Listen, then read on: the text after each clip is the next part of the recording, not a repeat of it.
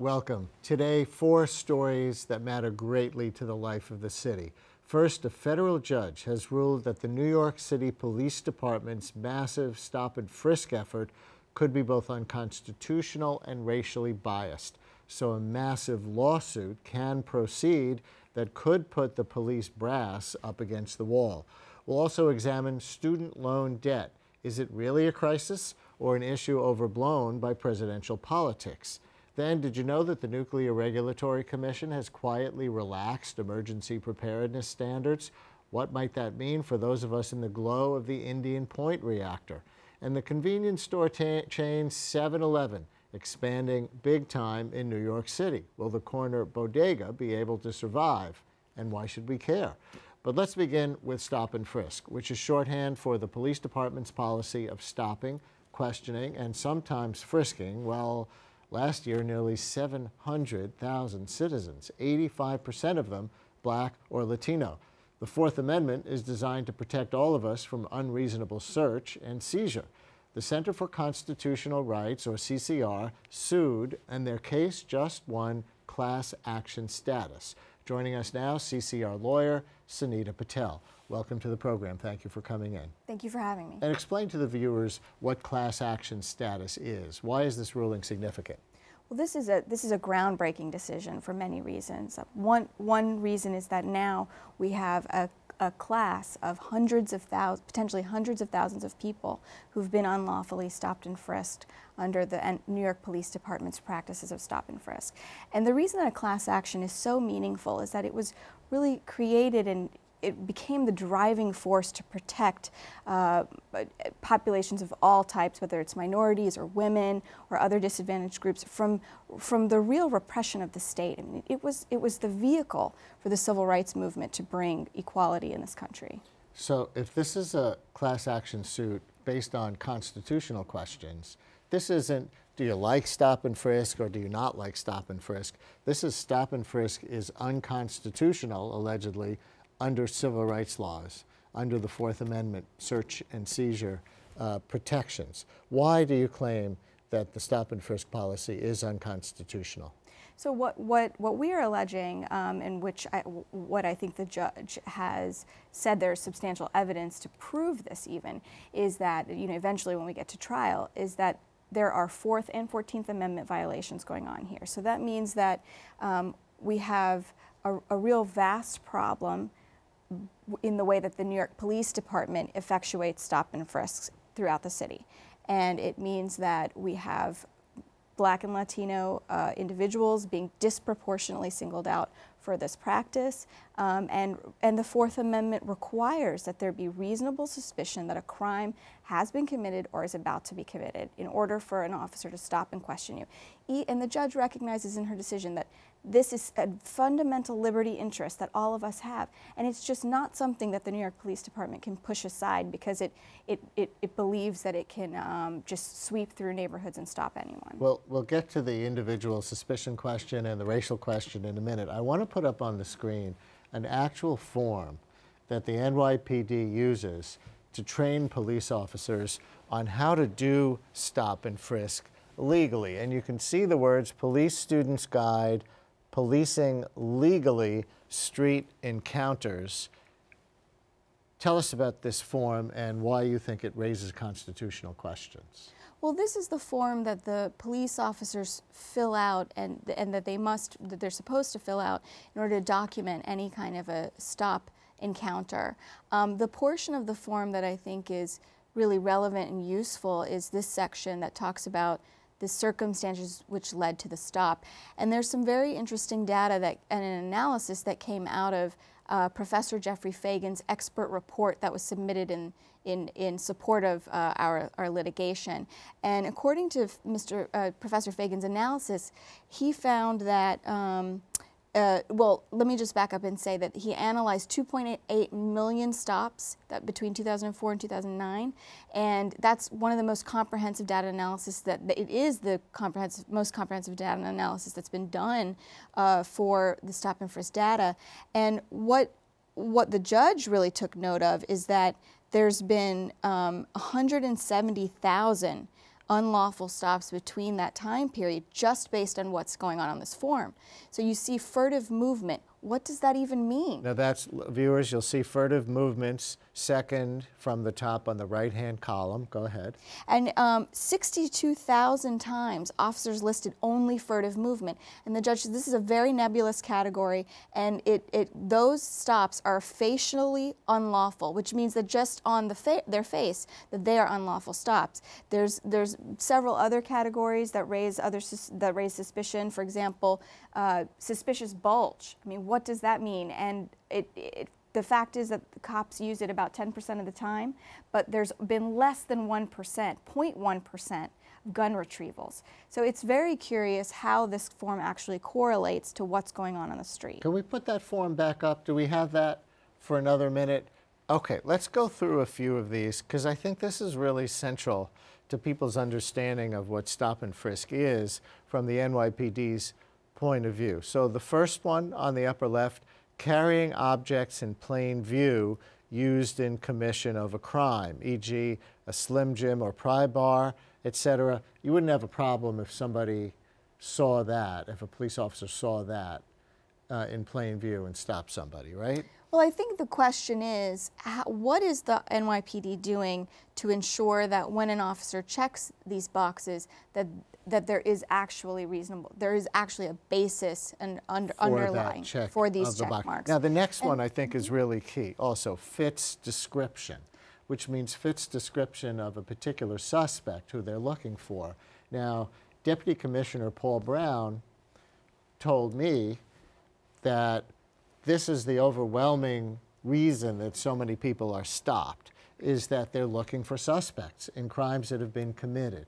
And so, yeah, do a lot of young Black and Latino male fit descriptions of violent criminals? Well, we don't actually know that that's true, and I think the other question with the fits description box that we have to think about is what is the description that they're looking at? Race cannot be the only descriptive matter, and that's been decided by the Supreme Court before. Right. And also what we found through the data, and this is getting a little bit into the weeds, is that the amount of times that they're actually stopping someone because of a radio call-in is very low. So although they might say it fits description, it's questionable what that really means. I noticed too, if we can go back to this form one last time, that although this isn't necessarily relevant to stop and frisk, if you go to the third box, actions indicative of casing a victim or a location, that's what Trayvon Martin was allegedly perceived as doing by George Zimmerman. And another Trayvon-related one, if you go to the final box on the bottom on the right, wearing clothes, disguises commonly used in commission of a crime, Zimmerman found Trayvon Martin's hoodie suspicious. So it's interesting that both of those things pop up as potential reasons for a police officer to stop and frisk somebody. That's right. I mean, and the other thing that they say a lot is that there's the high crime neighborhood issue. And, you know, the fact is that when Professor Fagan controlled for many different factors, social inclusion, the number of officers there in the neighborhood, the crime rates, race was the ultimate, you know, was the #1 probative factor. And that's where things get really questionable. And they have to be well trained, the police officers do, to distinguish apparent casing of a location from just somebody being there and a biased perception. That's right. On the part of the officer that it looks like casing because the person maybe is a young Black male wearing a hoodie or something like that. That's right. And when you have you have these practices going on every day, and from the top down, you have this real enforcement mentality, this mentality that we just need to get our numbers up, that numbers-driven policing is the way to go and the way to protect the community. You know, we really have to raise questions about what's actually going on and who's being targeted by those policies. On the racial profiling question, if 85% of the stops are on Blacks and Latinos, is that not commensurate with the percentage of violent criminals who are currently behind bars in New York City on Rikers Island for violent crimes? You know, I actually don't know that statistic offhand, but I mean, you know, even the judge in this case mentions in her opening section that, you know, this case really gets at the heart of the disproportionate treatment of Black and Latinos within the criminal justice system. Although the case is narrower than that, she recognizes that link. And so with our equal protection claim, you know, we are really saying that why is it that if groups of young people are walking down the street, why is it that the cops will automatically stop and target the Black or Latino groups of young people? Why is it? I'm putting the words in their mouths, but maybe they would say the violent crime, the guns, because the major thrust of stop and frisk is to get illegal guns off the street, so there'll be fewer gun crimes. They'd say the preponderance of illegal weapons being carried on the street are being carried in predominantly Black and Latino low-income neighborhoods. Well, that's just part of their PR and their spin. I mean, that just is not, that's not what the data bears out. You know, it's less than 1% gun retrieval, 0.1% gun retrieval rates, 1% weapons at all, just over 1% contraband. That might be 1% of the people stopped, but the NYPD would argue if that piles up to a lot of weapons over the year because there are so many people stopped, then maybe they're making the streets safer. Well, that's, I mean, even if that is their justification, the Constitution still has to be followed. I mean, it's not optional. The New York Police Department is not above the U.S. Constitution, and that is part of the problem. They won't acknowledge there's a problem. They act as though they are above the law, making arguments to the court that, you know, they don't have authority, that anything that is decided, you know, couldn't actually solve the problem. I mean, they won't even actually admit that they have a problem. The only thing they're really concerned about is making sure that the public buys into their program and buys into what they're doing. They're not really aiming to make the communities safer. The NYPD did announce just after the lawsuit got class action status that they are making some changes. I believe the Commissioner Kelly announced this himself, that they're making some changes or some clarifications for how the officers themselves need to follow the rules of a constitutional and legal stop. Does this satisfy you or make you feel better about the program? Well, that announcement came with real clear direction that the purpose of it was to increase, and this is a quote, increase public confidence. It wasn't actually about increasing the level of justified stops. You know, it was far too short and far too little and far too late. The policy is wrong-headed, and until they acknowledge that there's a real fundamental problem with stop and frisk, I think we're just going to disagree about their strategies. There isn't anything new that they've announced. There isn't any real change there. It's just more of the same bad policies. There's only a year plus of Kelly and Bloomberg left to go before the next mayor, whoever it is, will come in. So we'll see what the campaign brings in terms of what candidates say they would change if the court upholds the policy at all. But when do you expect a court ruling? When will this actually go to trial and a judge will sit there and say stop and frisk is constitutional or unconstitutional? Well, you know, we are ready to go. This was the last procedural step.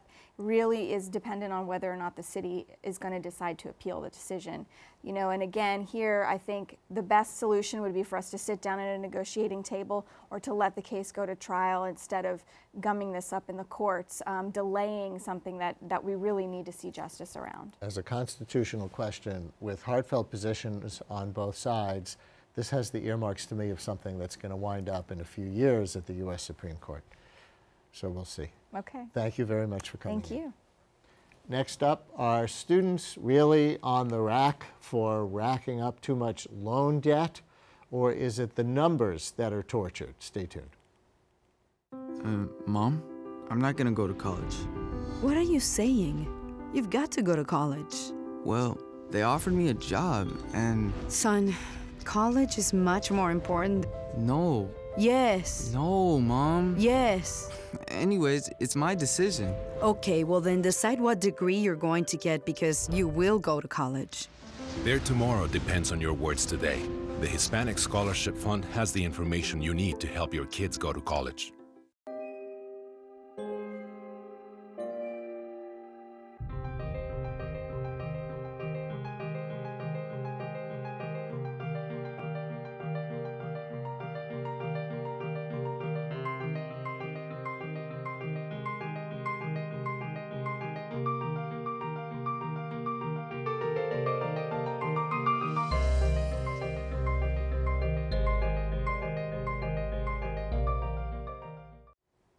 It's an election year, so it must be time to talk about education reform. The word crisis is on everyone's lips as total student debt outpaces credit card debt in this country now, representing an enormous financial burden on our young people. $1 trillion for the first time, according to the Federal Reserve. But how big is the burden on the average graduate? Is student debt really a crisis? Our next guest does not think so. Joining us via Skype from Washington, D.C., Time Magazine columnist Andy Rotherham. Andy, welcome to the program. Hello from New York. Hi, thank you for having me. The numbers that I saw published recently are that the percentage of new graduates coming out of college with loans has gone up from 45% of graduates to 66% of graduates. That's a steep climb. Does that not indicate a crisis? Well, look, no one's saying that there's not a problem here, but problem, crisis are two different things. And so 2/3 of students are borrowing right now. When they come out, the average debt is about $20,000. In some cases, it's more, particularly kids who go to for-profit schools, kids who go to private schools. And so the bottom line is, rather than look at the overall numbers, we need to be looking at different classes of borrowers and also saying, what do these numbers mean? And $20,000 sounds like a lot of money, but when you look at the average difference between what somebody with a bachelor's degree earns and what somebody who just has a high school education earns, it starts to seem like a much better investment. But if it is a problem, what is the problem? Because it sounds like there's a cost shifting taking place. And I don't know if it's from states, which are subsidizing state universities less around the country, cost shifting from states onto families, or something else. Why do you think students are taking on more debt than they did just a few years ago? Yeah, that's a great question. There's actually a variety of causes. I mean, obviously, people are going back to school during the downturn. It wasn't lost on people that the unemployment rate was about half for college graduates what it was for people who hadn't finished college with just a high school degree. So people were going back, and so some of this is what we're seeing is just with the downturn we've had the last few years. There's also, as you alluded to, there's cost shifting going on. States have been cutting back on their support for public higher education. Those costs then get translated through rising tuition and increasing borrowing. And what some people have actually said is that you have a situation sort of like a third-party payer issue in healthcare, where the loans become the default third-party payer, where schools cannot really take steps to become more efficient and control costs. Legislatures can make irresponsible decisions. So essentially you have all these bad habits. And then it's parents and students who get left holding the bag. But again, rather than sort of the overall, we really should be concerned with certain classes of students. So, some of the debt numbers that are really rising quickly are at these for-profit schools. And it's debatable what kind of education students are getting at a lot of those schools. And they're taking on debt. We should be worried about students, for instance, that young lady who was profiled recently in the New York Times. She had over $100,000 in debt. So she's in a very small minority. Only about 3% of students have that much debt. But she had about $120,000 coming out of a college in Ohio, a private Methodist college there called Ohio Northern University. And you have to ask, where along the lines was somebody who could have potentially given her some counseling that maybe she should have thought about going to Ohio State for her undergraduate education, which, as a state-funded school, a state-supported school, she would have had a lower debt load, received a similar probably quality of education. And there's some research that sort of says paying a lot to go to more expensive private schools may not actually, in the long run, that may not be a great decision if you can't afford that. So there's a lot of things. That's a long answer because there's not one single culprit here. There's a lot of different things that are driving this. Right. Well, to stay with that example, for one thing, if her story to the Times was accurate, people at the school kind of sold her on the idea of not worrying about the sticker shock. Don't worry about how much money you're borrowing. Focus on the education, and the rest will take care of itself, which, if that's true, that's an irresponsible thing to advise a student. But another thing is, why do so many of the private colleges that are not elite have the same tuition rates as those that are? For example, if that Ohio Northern University charged $50,000, which is what was reported for room and board and tuition, which is the same thing as Harvard and Yale charge, the degree from Ohio Northern cannot be worth as much. So why isn't there more of a cost curve? Well, a couple of things. And one thing we should say, we see these sticker prices, and then there's discounts, and there's aid packages and so forth. So what the sticker price is and what students are actually paying are sometimes different. But the basic answer to your question, though, Brian, is simply we equate in higher education, and frankly we equate in many areas of American life, high cost with high quality. And sometimes that's obviously true. Things that cost more are better quality. But in the case of education, it's not necessarily true. But since we equate that, people feel like if they're going to a high-cost private school, then it must be very good. And in some cases, they are getting a great education. In other cases, they're not. And again, in other cases, they may have other options that are available to them that would be more cost-effective. And particularly if it's a situation you're going to have to take on a lot of debt, options that would make more sense for them. Is the crisis mostly among lower-income students and veterans?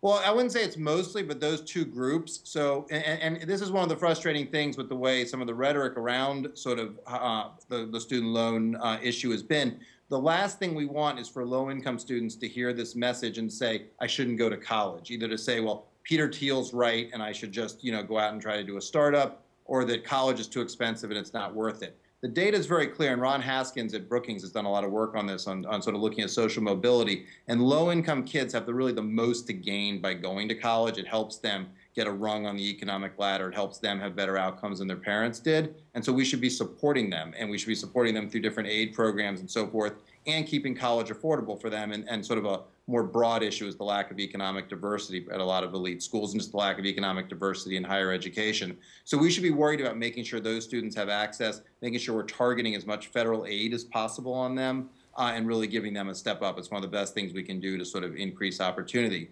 The veterans issue is a little bit different. You've got a lot of veterans coming back from Afghanistan, coming back from Iraq.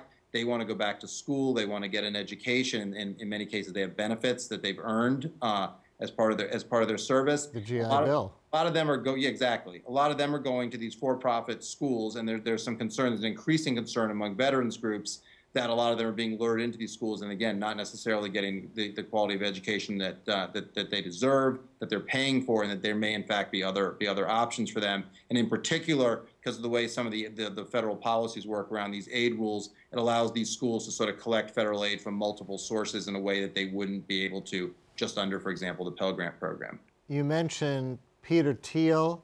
He's a hedge fund manager, right? What does he have to do with this? So Peter Thiel, he's a very successful billionaire, had a hand in PayPal, had a hand in Facebook. So I guess he's probably, as we speak, probably not as wealthy as he was a couple of days ago, but very wealthy billionaire. And he has this idea that college is just sort of worthless, and that students, and there was a segment on him on 60 Minutes last night, that it's not a good thing, and what people should be doing is for most people going out and doing other things, except in very specific disciplines. So he's established these Thiel Fellows, which it's a competition, it's a competitive fellowship, and you get $100,000 if you're selected to go start a company or a business or germinate an idea that you have. And some of them are really fascinating stuff. It's everything from healthcare to energy. But the message it's sending is that you really don't need a college degree. And again, for some people, that's true in different walks of life. I mean, when Thiel says that plumbers make a great living, he's exactly right. And there's plenty of ways to make a living and have a really great life here in America without going to college. But the message that's getting sent is just if you want to sort of go into business or be an entrepreneur, you don't really need college. Again, for a lot of kids, that's a really adverse message to be sending to them. And so I think Thiel he's right that college needs to change, and there's some sort of stuff starting to happen on the margins there. And he's certainly right about that, and he's certainly right that everybody doesn't need to go to college. But being able to have a competition for sort of a boutique group of students to sort of prove the point, or to argue that because Mark Zuckerberg and Bill Gates didn't finish college, nobody has to. I mean, there's some real fallacies embedded in that. Right, and it seems to me that as a national policy, a bipartisan national policy, the United States has decided to ship massive numbers of low-skill jobs, low-education jobs overseas and say, hey, we're going to have the high-tech, high-skill economy. Well, if that's the position of the political sector, then there's a responsibility to have massive college education as a national goal, don't you think?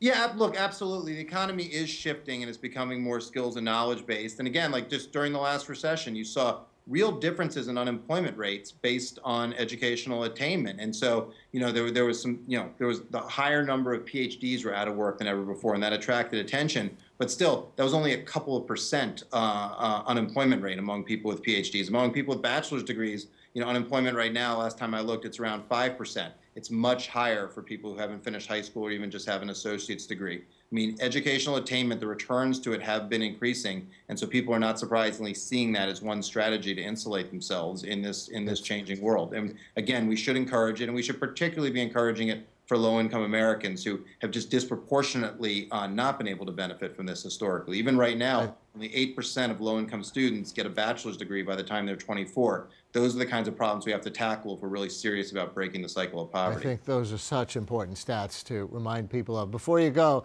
do you see a difference between the two presidential candidates on all of this, or is this just hyperbole right now for campaign rhetoric's sake? Well, I mean, the campaign's early, so with that caveat, President Obama has been talking about the issue more, and he has, he's actually got a proposal to have a competition on colleges to start to get some ideas on cost control and so forth. He's talking about student aid. He actually, is campaigning on some things he did to help reform the student aid system, as well as increasing Pell Grants. So he's certainly talking about it a lot more right now.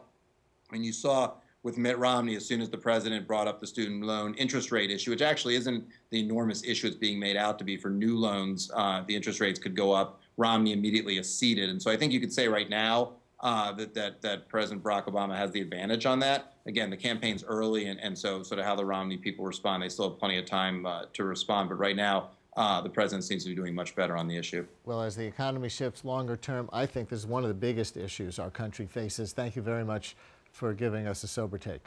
Sure, thank you for having me.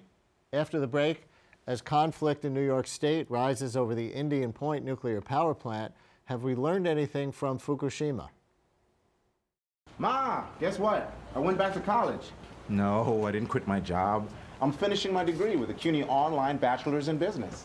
I interact online with real City University of New York faculty on a schedule that fits my busy life. Ma, you should look who's teaching at CUNY. And it all leads to a high-quality Bachelor of Science degree in business. I can attend class anywhere, anytime. Yes, Mom, even at your house Friday night for dinner. The CUNY Online Baccalaureate. Get back to business. Into each life, a little rain must fall. And what rains on our cities flows into what we drink. The Arbor Day Foundation invites you to plant trees in your community, so the water that flows into our rivers and streams will be clean and safe. Visit arborday.org to find out how to plant the right trees in the right place. And support Tree City USA, where you live. Go to arborday.org.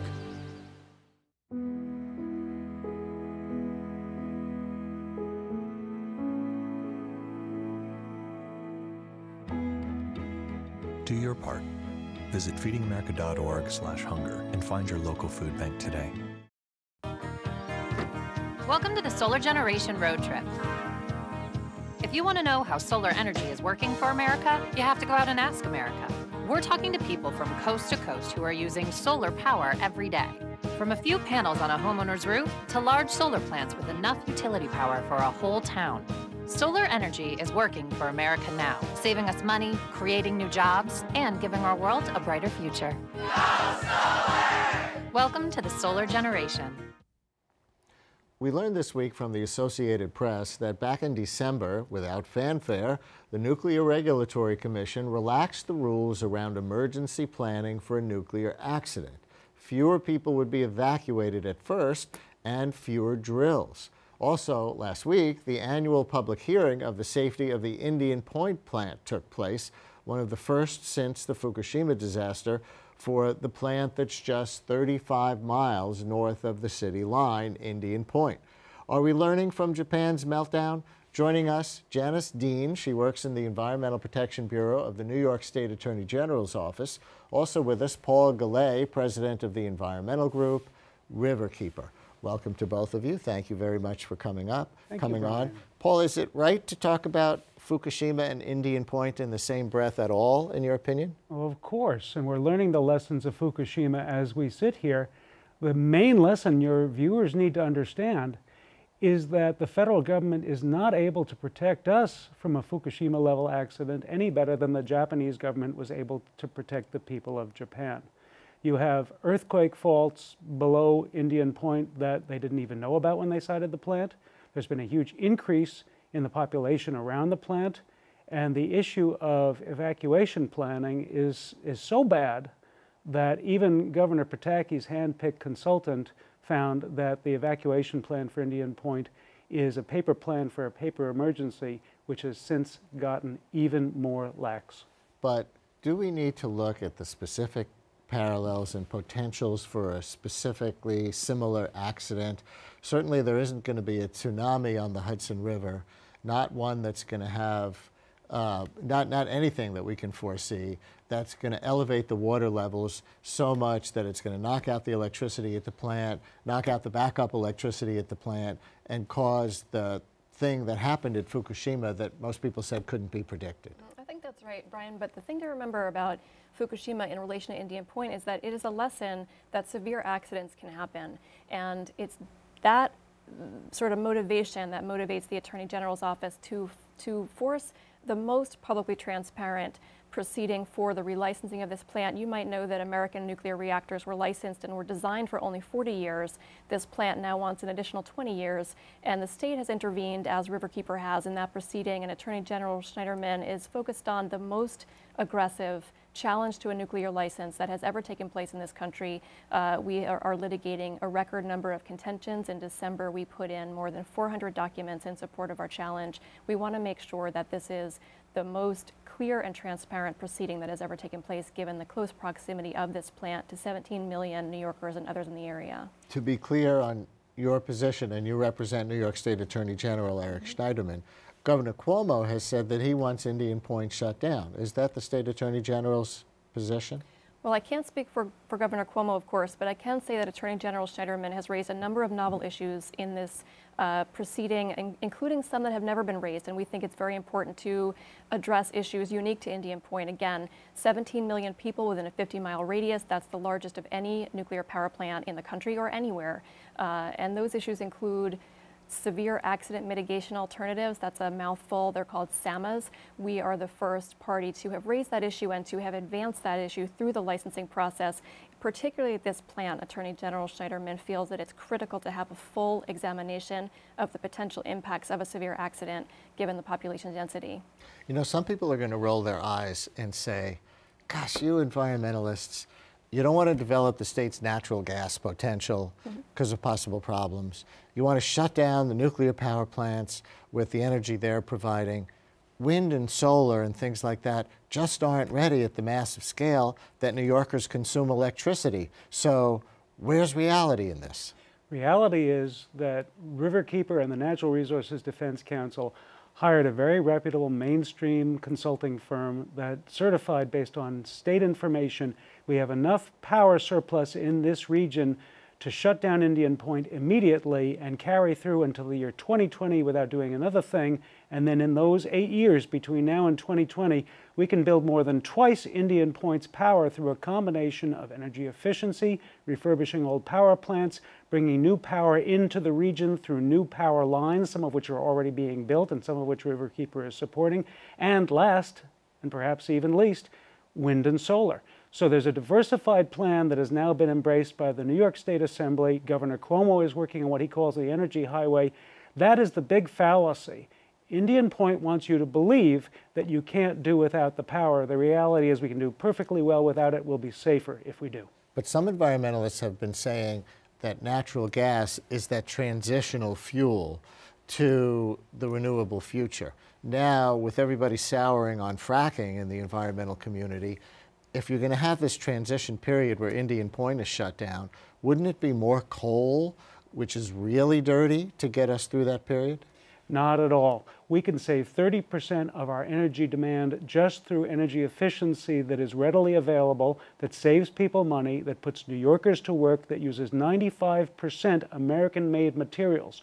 We can bring in upstate wind and sustainable solar and sustainable hydro energy. We can refurbish power plants and save half Indian Point's power just by using it more efficiently and clean the air in the city by doing so. You know, we need to wring the waste out of the system, and we put people to work by doing so. And one last quick thing, when you think about whether Fukushima could happen here, remember this plant is 40 years old. It was never meant to go beyond 40 years. The concrete has become brittle, the metal is fatiguing, there are leaks in underground pipes, there's a new earthquake fault that we didn't even know of when it was built, and the fact of the matter is, Indian Point is old and it's increasingly dangerous. If you feel that a plant meant to go for 40 years can go for 60 years, you're making a leap of faith I suggest you do not make. Janice, do I understand that the Attorney General's office is working on several fronts at once? So even as there's this question about whether to keep Indian Point open at all, you're also working to improve safety conditions there in particular measurable ways? That's right. We've approached this issue from a number of fronts. As you might know, the relicensing proceeding is very narrow. You can primarily raise two issues. Safety, are our aging management programs at this plant sufficient to protect the parts as they get older? And environmental review, have we adequately looked at the environmental consequences of a new license? Outside of that, there are a number of critical issues: seismicity, as Paul referenced, fire safety, the storage of nuclear waste, and the Attorney General has approached all of those issues and others through whatever legal avenues are available to us. So we sued the Nuclear Regulatory Commission to force a full environmental review of the long-term storage of high-level nuclear waste in Westchester County. It might seem like that's a no-brainer. It hasn't been done. Likewise, we encouraged the Nuclear Regulatory Commission to deny more than 200 fire safety exemptions that Entergy, the plant owner, had requested. Attorney General Schneiderman believes those fire safety regulations are in place for a good reason and should be enforced, and in fact the NRC did deny most of those exemptions. Paul, the governor does have to issue a water quality permit to allow Indian Point to continue to operate. If I'm not mistaken, Governor Patterson at one point denied that permit, and yet Indian Point is still there. What's the status of that? In order to relicense Indian Point for another 20 years, even the Nuclear Regulatory Commission, which will do almost anything to keep these plants open, because we have no new plants coming online and they don't want to lose capacity, even the NRC has said that they cannot relicense this plant without the state water quality certificate required under the Clean Water Act. The initial decision of Governor Patterson's DEC was in April of 2010. That has been appealed by Entergy. Entergy is suggesting another technology to deal with the cooling water intake that's involved. Their technology will not work. It has never been used in a nuclear plant. It's another fantasy notion, which is really the theme of the day. Let us pretend that this is safe rather than close one of our remaining nuclear plants. Entergy, the company that owns Indian Point. So when is this all going to come to a head? At some point, is there, a date that you can say, okay, the Nuclear Regulatory Commission is going to sit there in Washington, D.C. and say Indian Point closed or Indian Point open? Well, there will be a date in Washington, or actually in Rockville, Maryland, where the Nuclear Regulatory Commission sits. But first, there will be a full evidentiary hearing in White Plains or nearby the plant, where the state and Riverkeeper and other interveners and local governments will raise their concerns before a panel of judges. That will be later this year. We're in the briefing stage right now. We have additional testimony going in a few weeks. Very active proceeding, keeping us very busy, and we will continue to work very hard on this through the rest of the year. Apropos the Nuclear Regulatory Commission, we sit here today 2 hours after the chairman of the Nuclear Regulatory Commission resigned. Gregory Yachko resigned under pressure from the pro-nuclear 4 other commissioners. He was squeezed out. He was the only person who wanted the lessons of Fukushima to be expedited into new regulations, and he was rejected on many grounds. The main ground was that he was not willing to take a tough stance on the industry. So when you think of who is going to review these issues, these contentions in the relicensing hearing, this is a Nuclear Regulatory Commission that was once referred to as moribund and completely captured by the industry it's supposed to regulate. And the man who said that was Barack Obama in 2007. But wait a minute, who appoints the chairman of the Nuclear Regulatory Commission? The Nuclear Regulatory Commission has these 4 commissioners, and you may see the commissioner coming, the new chairman coming from one of those 4 commissioners, or you might see a new commission. The president proposes, the Congress approves, and at some point you're going to have somebody new. And what Riverkeeper wants to see happen is that we don't have yet another enabler, another facilitator of this industry just relaxing standards. And just tell us briefly about this change that I referenced at the top of the segment from the NRC about what kind of tests or drills need to take place and what kind of evacuation procedures. Is this really being loosened? In December, while we were all out holiday shopping, the Nuclear Regulatory Commission put out changed regulations with no public notice to speak of, no press releases or anything like that, that say that now we will evacuate fewer people. We will evacuate people only within 2 miles of a nuclear plant, when Americans in Fukushima within 50 miles were told to evacuate, and that we will not require local public officials to drill for a radiological release. We'll ask them to drill for accidents that don't involve radiological releases. Now, let's face it, we care about the ones that involve radiological releases, and you're not going to only need to evacuate people within 2 miles. What they're saying is, we can't handle the evacuation and the planning that we need to keep us safe. We can't handle the evacuation planning for what happens in every evacuation, which is that more people evacuate than they expect. We're going to lower the bar. We're going to move the goalposts because these aging plants can't handle anything else. Do you have a comment on that? What's your understanding of this change in regulations where a safety drill would involve fewer people, only closer to the plant, and not assume a release of radiation? Mm-hmm. Well, originally, Brian, the Attorney General's office did attempt to get this issue of emergency preparedness before the Board of Judges that I referenced as part of the relicensing proceeding. As I said, there's issues that do fall within the scope of relicensing and issues that don't, and this is one that doesn't. So we attempted to bring this issue in to make sure that it was tethered, if you will, to the relicensing. The NRC rejected our contention and said, we'll handle this on our own. So we are not litigating this issue in the relicensing. It is certainly of great importance to a significant number of New Yorkers around the plant, and I think the attention on this issue that Paul referenced from the press is very important, so that everyone understands who doesn't read the Nuclear Regulatory Commission's regulations day to day what's going on. Any chance, in your opinion, that Indian Point actually will not have its license renewed?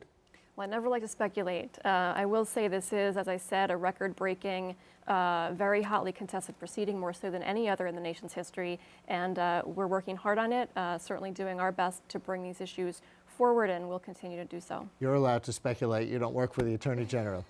Although I used to. I used to work for the Attorney General in the Department of Environmental Conservation, and what I'll say is that this will be the first plant in the United States that is not relicensed, because number one, they don't qualify for the state permit that they need to get relicensed. Number two, there are more contentious issues in this hearing than in any other relicensing hearing in history.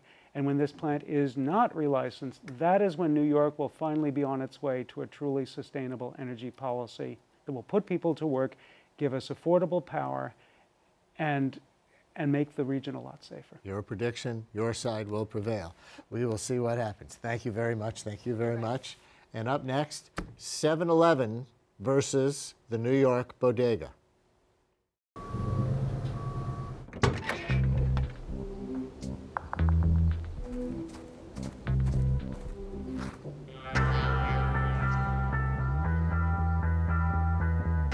When you throw away money on wasted electricity, you're throwing away everything you could have bought with it. Saving energy saves you money.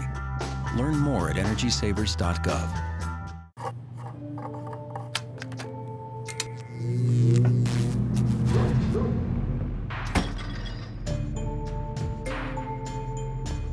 Traditional light bulbs actually generate 9 times more heat than light. Switch to Energy Star light bulbs, and you'll realize just how much cash you were really burning through. Saving energy saves you money. Learn more at energysavers.gov. Did you know that getting up and getting active for just 60 minutes a day is all it takes to help you get stronger, look better, and feel great? Or that fresh fruits and veggies aren't just healthier and crunchier, they can taste better too? Eating better and getting more active is easier than you think. Yeah! Keep watching for some fun and easy ways to discover the magic of healthy living in your life. America. Let's get healthy together!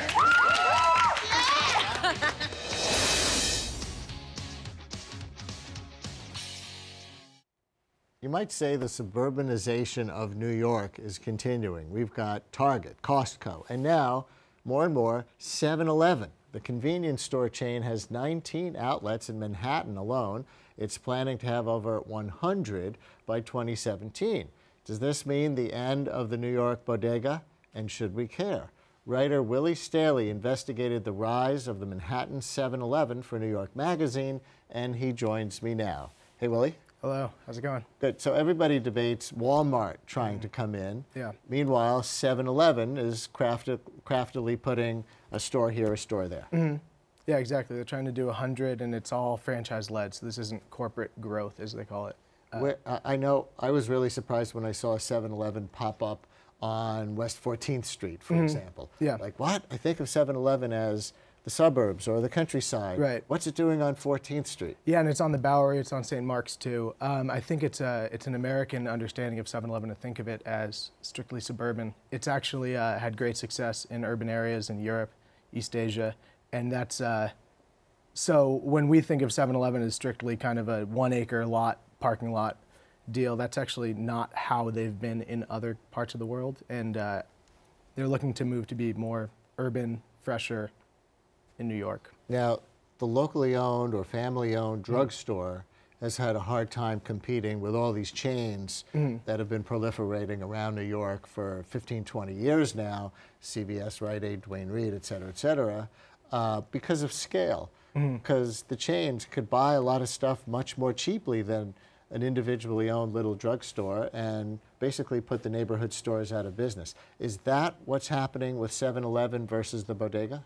Not quite, because 7-Eleven also has something called the Business Conversion Program, which is a slightly coercive sort of program to get mom and pops for lower startup costs than it would be to open a new 7-Eleven. You can convert your store to a 7-Eleven. They'll bring in the syrup veins and whatnot that goes into the Slurpee machine, and they'll bring in all the equipment, the roller grill, hot dogs, everything. So wait, maybe that's a good thing. If you're owning Willy Staley's little neighborhood bodega and having to get by with, you know, whatever, I'm sure that's a low margin business in the first place. Yeah. And 7-Eleven comes in with its branding and its Slurpees and its marketing power and says, we're going to help you become the franchise owner here. Is that a good thing on some level? Perhaps, but you also have to give up 25% of gross profits to 7-Eleven. And then this leads to a phenomenon where people like to open up multiple locations to make more money. So furthermore, I think that credit's been a little tight, so bodega owners have issues. A guy who works for the Bodega Federation, who I spoke with, said that frequently bodegueros would finance their operations with off-the-books loans, so that all this cash flow is missing from their books. Makes it tougher to access credit for them. Where does technology come in? Because 7-Eleven has a big advantage in technology over the bodegas that's relevant to this, right? Yeah, absolutely. They have something called the RIS, Retail Information System, and this keeps track of every single product that goes out of the store. So you'll anything you buy, it's time-stamped, and they know exactly what time certain products go in. They get daily deliveries, and they're able to run a really lean operation without much storage, unlike a bodega. They're unable to do that because they simply don't track that amount of information. It's easier then for things to go bad in a bodega. Oh, yeah, absolutely. I don't know if you ever had the experience of buying milk from your local bodega, but in my neighborhood in Brooklyn, I've very rarely had success. It can happen. But when you talk about things going bad, neither the bodegas nor the 7-Elevens have all that much fresh produce. But in my limited experience with 7-Elevens in New York City, they have even less. The bodegas have more fresh produce, correct? It depends. I mean, there's that green bodega program that the city's been doing, so you have some of those. But, you know, but I guess even it's store to outside store. of that, there's often, you know, some apples and apples, bananas, and, oranges, that's pretty much it. You know, maybe some potatoes, whatever. And then it's microwavable cheeseburgers and things like that. So, but yeah, I mean, bodegas are, I suppose some of them do have some more fresh produce, yeah. But not much. But is this something that 7-Eleven talks about at all? Are they going to try to get into the fresh produce stocking business? Yeah, they're into what they call fresh foods, but I think that's a lot of strange sandwich products, things like buffalo-style macaroni salad, not necessarily what you or I or anyone would call health food. There's an aesthetic issue here too, right? Or just an urban uniqueness issue. If 7-Elevens start popping up everywhere, then why live in Manhattan? Why live in the 5 boroughs? I mean, I could think of a million reasons, but you know, why not live in the suburbs in the first place if it's going to be chain store after chain store? Right, and I think the aesthetic consideration is important. I remember walking down St. Mark's the first day that the awning went up for the St. Mark's location. It's kind of bizarre to look at because of the associations we have with 7-Eleven. But I do think that it's primarily aesthetic. I think bodegas are one of the last holdouts from kind of an older New York, and this is part of why people are particularly upset about the aesthetic. Is there a romanticization of the bodega that you think we should watch out for, though? Even as you were indicating with respect to milk and some other things, these are not always the most consumer-friendly of New York institutions. I think that's true in some events, and I think that it's also, it can be much more consumer-friendly than others because they might, you know, give you credit for the day, you know, you can come back and pay me later, that sort of thing. Whereas a wage-earning employee at 7-Eleven is never going to risk their job to do these little things that your corner bodega man might do for you.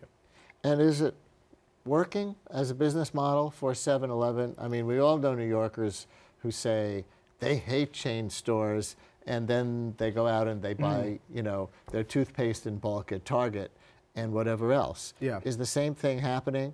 Mismatch between people's words and people's actions with respect to 7-Eleven? Yeah, absolutely. That's why they're opening 100 stores. They've been successful. And when I was waiting around the morning St. Mark's location was opening, the doors were unlocked because the doors are always sort of unlocked, but they hadn't gotten the okay from Dallas to open, but people kept wandering in, grabbing Slurpees. They got them for free that day, but you know, people were really curious. Would the company give you data as to bodega owners actually taking advantage of the conversion opportunity and replacing their bodegas with 7-Elevens? What I found with 7-Eleven corporate is they were hard to communicate with on that front. It's been reported elsewhere that there are like 3 in the pipeline, I believe, that are bodega BCPs. And then they told me the same. And then when I tried to find out where these were, they said, wait, no, we don't. They're souvenir shops and the like. And so they've been unclear on this, but they said in general there is interest from bodega owners. Have you compared prices? Are 7-Elevens cheaper than equivalent bodegas because they're more efficient? Actually, I don't think that's the case. If you buy a pack of gum at 7-Eleven, it'll be maybe 50 cents more. But when you can swipe your debit card and there's all these other conveniences, sometimes these benefits are sort of wiped out. 7-Eleven also has what they call a convenience store social worker. Tell us about that. That's what I called him. That's your term. Yeah, that was, it's the, now I've forgotten the actual name. In any event, he comes by every week to check up on every franchisee in New York, and they have kind of a region they work with. And he looks over their data with them, shows them where they could do better, and kind of represents corporate's interest to the franchisee. Otherwise, the franchisee sort of runs the show. Right. So this person is giving advice as well as telling them to do what the company wants. Oh yeah, helping roll to out keep products. it standard, for example, right? Because do they have an interest, like McDonald's and stores like that, to have a very consistent experience for the customer, no matter what 7-Eleven they walk into? Exactly, and that was one of the issues I came across was Free Slurpee Day. I believe on July 11th, 7-Eleven, you can get a free Slurpee, and he was complaining, the franchisee who I spoke with, Norman, that other owners weren't giving out the free Slurpee, and it made everyone hate 7-Eleven across the city, and that wasn't his fault. So anyway, these are the petty issues they deal with. But yes, they have a corporate auditor who comes in to make sure they're up to snuff. Do you think the corporation wants to open in the poor neighborhoods across New York City, or will the neighborhood bodega, in the way we usually think of it, actually always be there? I think that's a great question. Most of their new stores they're rolling out are kind of tucked below 42nd Street and down. The furthest uptown they've gotten is up to Dyckman Street in Washington Heights. And what I'm told is that that one isn't performing quite so well, actually. Is the city council proprietary over this? In other words, does the city have a say? That's part of the battle with Walmart, is they haven't been able to get approval with respect to zoning where they need it. Can government stop Walmart? I haven't heard any government officials talk about it. I mean, can government stop 7-Eleven? I haven't heard them talk about it. No, and I think they're kind of agnostic as to whether a small business owner is a franchisee or not in this case. So whereas Walmart's going to come in, they need a huge box, they're going to be in East New York, right? It's a different sort of development consideration. And I actually spoke with the Commissioner of Small Business Services, and he said he's going to help out whomever. I wonder if the bodega cats will file a lawsuit somewhere on behalf of pets who are going to be abandoned all over the city. I know, it's tragic. Thank you very much. Thank you. And that's it for this week's show. We roll out a new episode Wednesday nights at 7:30, or see us anytime at CUNY.TV. Check out my daily radio show, weekday mornings at 10 on WNYC. Tomorrow morning, Building Confidence at Work in Your 20s. That's on 93.9 FM and AM 820 WNYC. Talk to you then.